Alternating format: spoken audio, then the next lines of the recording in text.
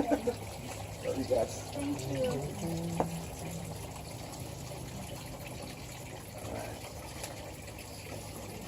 Thank you. I have my glasses. Really, really big too. I love it. Don't want to keep you, all of us, standing outside here long. But I do have something to say or whatever. First of all, just on behalf of Roger and Cathys, thanks for coming to celebrate their 25th anniversary. Yeah. Really asked me to, if I would do this, if I would say some things. I said, yeah, of course, I'm honored.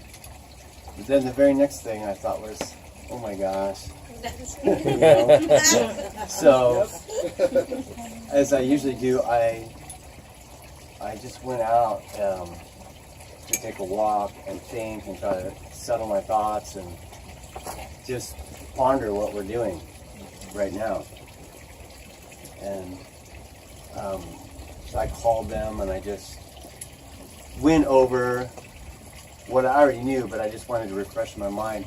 25 years ago, how it was that they met each other, how it was that their lives got put together, who was involved at the time. I just wanted to kind of stew on that. I wanted to remember that. I wanted to, start at the beginning and have the context. And 25 years is a long time for people. Not a long time for trees and oceans and things like that, but 25 years is a long time for us. And I wanted to just kind of, refresh. I can drive down the street and smell something and know exactly what it is. You can, like the scents and things like that will bring back memories, a song, and I'll remember exactly where I was. I was trying to talk to someone on the phone the other day. She needed some counsel or help, and as soon as she began to talk, I remembered something I'd said or thought about her. I thought 10 years earlier, and I looked through some old notes, and I found exactly the thoughts. 7 years later, for a girl at the time was 13, and just things to refresh. So I just took this walk in Montecito.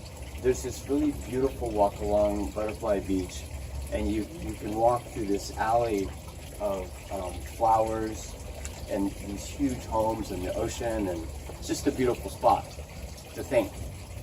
And I was just thinking and pondering about anniversary, celebrating. Why are we doing this? I don't even remember my birthday. But I thought about weddings. I thought about all the weddings I've done, all the people that have been put together and woven together, and all the lives over all these years, their kids. Somebody a long time ago, when I worked at a church for a little while, he told me one of the things you're going to have to do is buy a suit, because you're going to have to hatch and match and dispatch. It's going to be your job, part of your job description. And over the years, there's been a lot of hatching and matching and a little bit of dispatching too. And I don't really look forward to this part, but I really enjoy the celebrating part. And I really enjoy the meaning and the purpose and the life that comes out of it. So I was walking along and I was just thinking about how we do these things, how people get together and we celebrate marriage, we celebrate life, we celebrate harvest, we celebrate a lot of things, and it's a good thing. And then I was just thinking, as I was walking along, I'm just thinking, God, you gotta help me with this. And I feel like this came into my mind that Jesus is always in these stories. I don't know, if you read those kind of things or think about those kind of things, but this is the kind of thing that Jesus shows up in all the time in the Bible. God's always at a wedding. You know, he's matchmaking. When it's harvest time, he's in the celebration. He's in the middle of all of that. It's just everything good and wholesome. He's in it. Amen. And he's for it. Amen. That's right. And it kind of changed my walk. I was walking in this, it's a really nice area. It's a really nice, beautiful place. There's two kind of walks I usually take. One is I take a walk down State Street. I've walked in a lot of cities in the United States, Canada, and over Europe. And I just walk the streets and just get a feel for people. I think about people, I think about their situations, I think about life. It's just kind of my job to think about people. And in Santa Barbara, State Street, I'll walk down State Street and I go there to pray for people, to think about other people's lives. There's a lot of homeless people. There's a lot of people from all over the world. There's a lot of bars. There's a lot of drunks. There's a lot of everything. Things that need prayer. Things that need thinking about. But this walk is the walk I take not for that kind of thinking, but the kind of thinking where you're just kind of like processing life. A beautiful spot. And as I was walking along, I was just starting to get this really good feeling. I went from feeling like, how did I sign myself up for this again, to thinking like, no, this is good. You know? Like the smell of fresh bread or something. And I was cruising along there, and I got to the part on my walk where I get on Old Post Village Road, and there's a lot of restaurants. People sitting outside, bakeries, flower shops, clothes, dress shops, things like that. And I just thought, you know what? God is for everything good. Yeah. I heard these guys talking about business, and just all this stuff going on. But the overall feeling was people living life. People living their lives. Not perfectly, maybe needing another extra scoop of love or patience or whatever, but people living life. And I thought, this is good and wholesome. This walk feels settling, refreshing. It's someplace I go where it's safe. I don't want to be on edge. I don't want to be burdened. I'm going there and it's a homey thing. And I was walking along and I was just thinking again about these two things put together, that the Lord's in our lives weaving things together. I mean, I can remember how they met. I know the stories, and I know that without their story, without God weaving them together, Rachel wouldn't be here. We don't know what Janai's story would be. But how the Lord's in all of our stories, how our lives are woven together, and how good and right it is, and how thankful we are to be a part of your life and a part of your story. And I was thinking that their marriage and their life that we're celebrating is like a safe place, like this home. Someplace that we've come, we've been, people come for so many years. We've gotten together here, we've been with them through so many different things, and it's always been that safe, kind of wholesome, dependable, reliable kind of place, that kind of thing. That's what this marriage is. All these good things, the plants, the trees, the animals, the things we love and make life worth it, they're not perfect, but they're good. And that's what I think about when I think about getting together to celebrate 25 years of marriage and 25 years of you being in our lives. It's something safe, something good, and something very much worth celebrating. Yeah. And so I just want to thank you guys for your marriage, for your life, for your friendship, and for how good and wholesome and safe and enduring your marriage, your life, your home is. We love you guys. Yes. I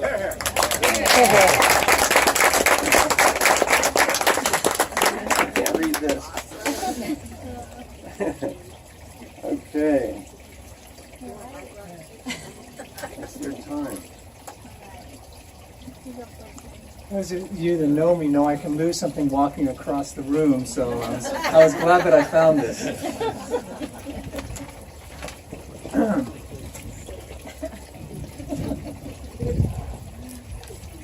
Marriage! Marriage is what brings us together today.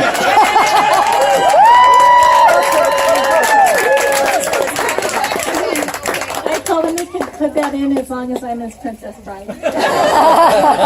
As you wish.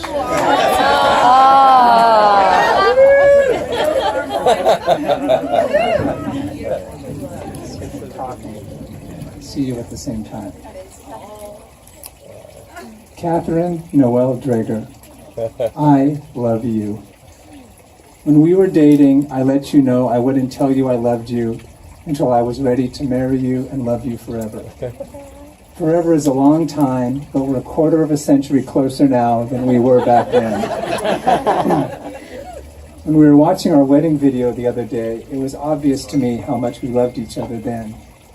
But I can say without hesitation that I love you much more now than I ever could have imagined then. You are the best woman I know, and you bring out the best in me, even when I'm mostly dead. Another princess bride right there. Thank you. You can cry. You trusted me when I quit my job at auto insurance specialist to become a teacher intern with no guarantee of a job. When I wanted to get my master's degree and would have less time for the family, you didn't complain and picked up the slack. You have always supported and encouraged me. And when you did talk me out of something, you were always proved right. You have taken care of our family. When we made the decision for you to stop working in homeschool, you made the transition to homemaker and teacher with grace, though a 9-to-5 job would probably have been easier. You have been an amazing mother to our 2 beautiful and wonderful girls. The wisdom and love you poured into them has shaped who they are today. The love and care you showed Jack and Pearl when they were sick was a tremendous blessing to them and to all of us. You considered them your parents, and to them you were their beloved daughter. Through all the ups and downs of life, you have been at my side. You have made me stronger and bolder than I ever would have thought. Your love and commitment to Jesus and to me has made my life infinitely better. Cathy Noel Drager, today I renew the vows I made to you 25 years ago. I promise to love you and care for you in sickness and in health, times of plenty and times of want. I will do my best to provide safety and security for you. I will give you my support and encouragement as God enables me as long as I live. Sent from my iPad. Oh, sorry.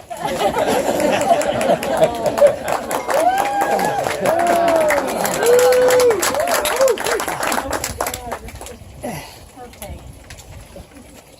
I might need a tissue. Give her that one. Here. It's been working its way around. Yeah, it was on my eyes. We're good. We're good. It's been used. I just gave you something used. When I was single, I used to pray for a husband. But I always told God I'd rather never get married than have a bad marriage. Never in my dreams did I imagine God would give me a marriage as wonderful as ours has been.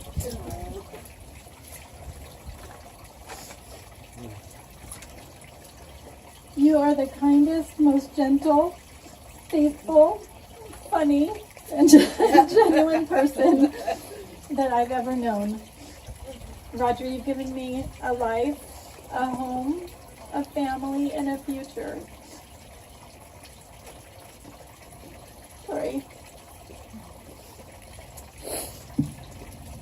You've been my best friend, my partner, and my husband.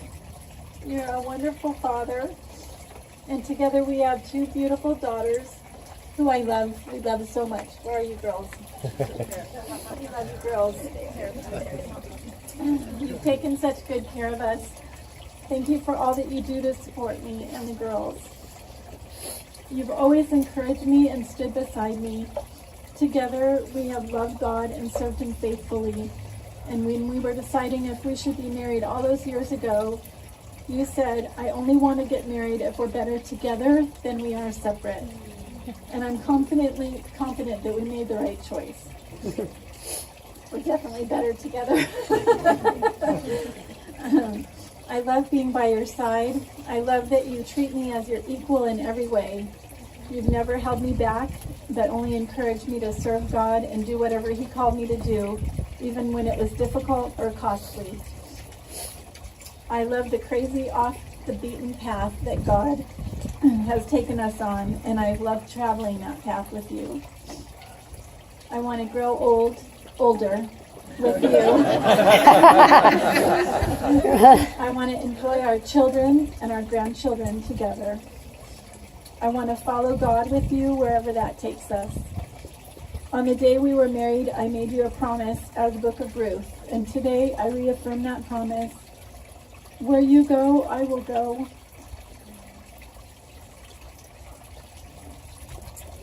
Where you stay, I will stay.